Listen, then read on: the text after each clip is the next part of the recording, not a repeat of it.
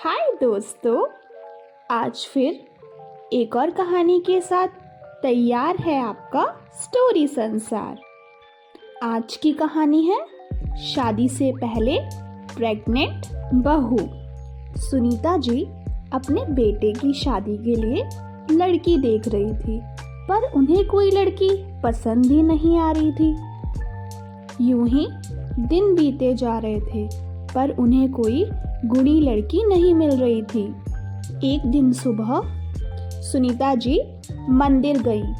वहां उन्हें पंडित जी दिखाई दिए। सुनीता जी ने पंडित जी से कहा, पंडित जी, मैं मेरे बेटे के लिए लड़की देख रही हूँ। अगर आपकी नज़र में कोई अच्छी लड़की हो तो आप बताइएगा। पंडित जी ने सुनीता जी से कहा, किस तरह की लड़की देख रहे हो आप सुनीता जी? सुनीता जी बोली, ज़्यादा कुछ नहीं, बस लड़की गुणी हो, संस्कारी हो और मेरे बेटे और मेरे घर को संभाल ले। पंडित जी बोले, सुनीता जी, आजकल तो गुणी और संस्कारी लड़की मिलना ही बंद हो गई है। फिर भी मैं आपको थोड़े कम गुणों वाली लड़की मिलती है तो बताता हूँ। इतने में आयुषी मंदिर आती है। सुनीता जी आयुषी को देखती है। उन्हें आयुषी बहुत सुंदर लगती है।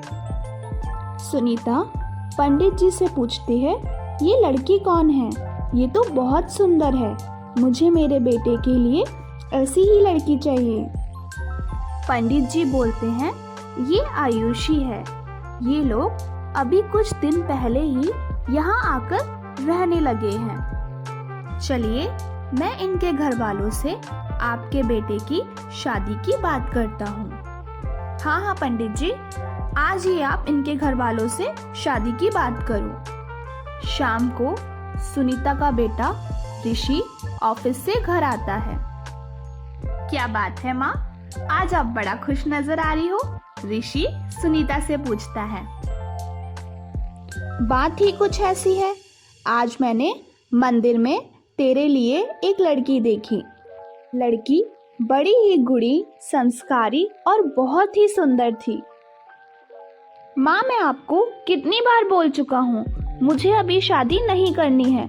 मुझे अभी अपने करियर पर फोकस करना है। आप है कि मेरी शादी के पीछे ही पड़ गई हो। ये बोलकर ऋषि अपने कमरे में चला जाता है। अगले दिन सुबह सुनीता जी वापस मंदिर आती हैं। पंडित जी सामने ही खड़े मिलते हैं। सुनीता पंडित जी से बोलती है, पंडित जी, आपने बात की आयुषी के घर वालों से? क्या बोले वो? हाँ सुनीता जी, मैंने बात की आयुषी के घर वालों से। उन्होंने शाम को आप लोगों को मिलने बुलाया है। शाम को ऋषि और सुनीता जी आयुषी के घर जाते हैं। आयुषी के घर वाले ऋषि और सुनीता जी का काफी अच्छे से स्वागत करते हैं। आयुषी को बुलाया जाता है। ऋषि को आयुषी पहली ही नजर में पसंद आ जाती है। ऋषि और आयुषी के घर वाले विवाह के संदर्भ में सारी बातें पहले ही कर लेते हैं और एक शुभ मुहूर्त पर दोनों का विवाह हो जाता है। विवाह के अगले दिन सुबह सुनीता आयुषी के कमरे में आती है। सुनीता आयुषी से कहती है, बहू, जल्दी तैयार होकर नीचे आ जाओ, तुम्हें देखने मेहमान आते ही होंगे। आयुषी बोलती है, जी मम्मी जी, आप चलिए, मैं बस तैयार होकर आती हूँ। इतना कहकर सुनीता कमरे से बाहर आ जाती है। कुछ ही समय में आयुषी आ जाती है। आयुषी को देखने आस पड़ोस के लोग भी आ जाते हैं। कविता सुनीता से कहती है, सुनीता, तेरी बहू तो बहुत सुंदर है। कहाँ से ढूंढ कर लाई है इतनी सुंदर बहू? अचानक आयुषी का जी घबराने लगता है। आयुषी दौड़ी दौड़ी वॉशरूम की तरफ जाती है। सुनीता भी उसके पीछे जाती है। आयुषी को बहुत उल्टी होती है और वह चक्कर खा के वहीं गिर जाती है। सुनीता आयुषी को पलंग पर लिटाती है और डॉक्टर को कॉल करती है। डॉक्टर आयुषी को चेक करता है और सुनीता को बताता है आपकी बहू प्रेग्नेंट है, 4 महीने का बच्चा है इनके पेट में। सुनीता यह सुनकर हक्की बक्की रह जाती है। कविता सुनीता से बोलती है, कल ही तो तेरे बेटे की शादी हुई थी और आज तेरी बहू प्रेग्नेंट है, वो भी 4 महीने की। तेरी बहू ने तो तेरा मुंह ही काला कर दिया, तुझे कहीं का नहीं छोड़ा। सुनीता को ये सुनकर बहुत गुस्सा आ जाता है। वो बोलती है, ये हमारे घर का मैटर है, मैं अपने आप देख लूंगी, तुम लोग जाओ यहाँ से। कविता और पड़ोस के लोग वहाँ से चले जाते हैं। सुनीता आयुषी के पास जाती है और बोलती है, कल ही तो तुम्हारी शादी हुई है और आज तुम प्रेग्नेंट हो, वो भी 4 महीने की।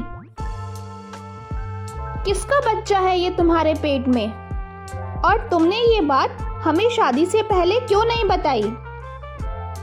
आयुषी सुनीता से कहती है, मम्मी जी, मुझे खुद इस बारे में कुछ नहीं पता था।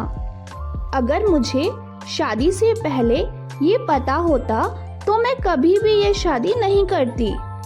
अब आपको सब कुछ पता चल ही गया है तो मैं आपसे झूठ नहीं बोलूंगी। ये मेरे एक्स का बच्चा है, उसने मुझे 4 महीने पहले छोड़ दिया था। सुनीता आयुषी को घर से बाहर निकाल ही रही होती है, तभी ऋषि वहां आ जाता है। ऋषि ये सब देखकर बोलता है, मम्मी ये क्या कर रही हो आप? सुनीता बोलती है, ये सब तू इससे ही पूछ। कल ही इसकी शादी हुई है और आज ये प्रेग्नेंट है, वो भी 4 महीने की। ये कलमोही अब यहाँ नहीं रहेगी। ऋषि सुनीता को समझाता है और बोलता है, माँ अब शादी हो चुकी है, अब आयुषी को यहाँ से निकालने का कोई फायदा नहीं है। बेहतर होगा कि मैं आयुषी के बच्चे को अपना नाम दूं।